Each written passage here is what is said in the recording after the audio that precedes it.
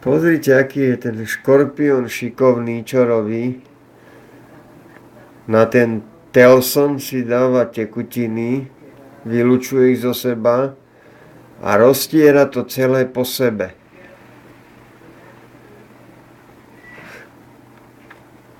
Nakoľko mám škorpióna veľmi krátko, tak to vidím prvýkrát. Dokonca ani v televízii, keď som videl párkrát dokument o škorpiónoch, som sa s tým nestretol. Je to zaujímavá činnosť, čo škorpión dokáže, čo prevádza. Neviem, za akým účelom to robí, či sa umýva, alebo nejaký ochranný film na seba nanáša. Neviem to rozlíšiť. Ale je to veľmi zaujímavá činnosť. Ináč, toto je druh Babicurus gigas. Babicurus gigas.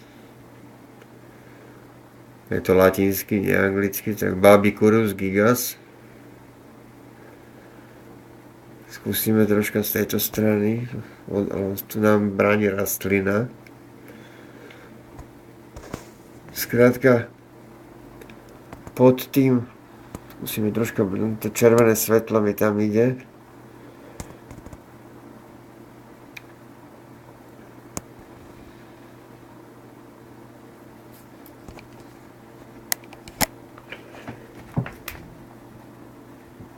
Sa presunieme trošku.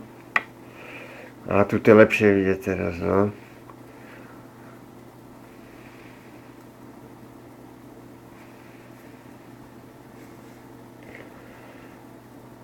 Pozrite, tým chvostom, jak roztiera tie tekutiny. Teraz tie tekutiny dáva na ten chvost, alebo na telson. A tým telsonom, no samozrejme, že nie tým ostrým bodákom, ale má to ohnuté a tým tou ohnutou časťou telsona si roztiera tie tekutiny po tele. To je zaujímavá činnosť toto. Úplne sa leskne.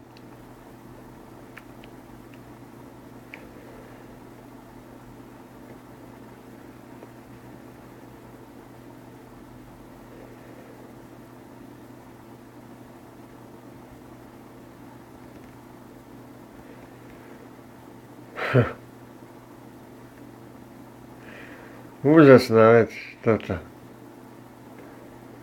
Ktože kvôli čomu to ten škorpión robí? Gigas.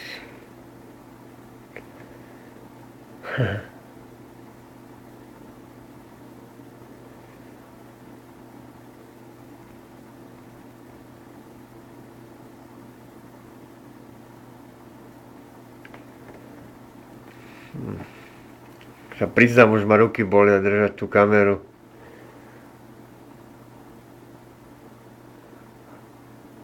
A druhou rukou si prisvedcovať.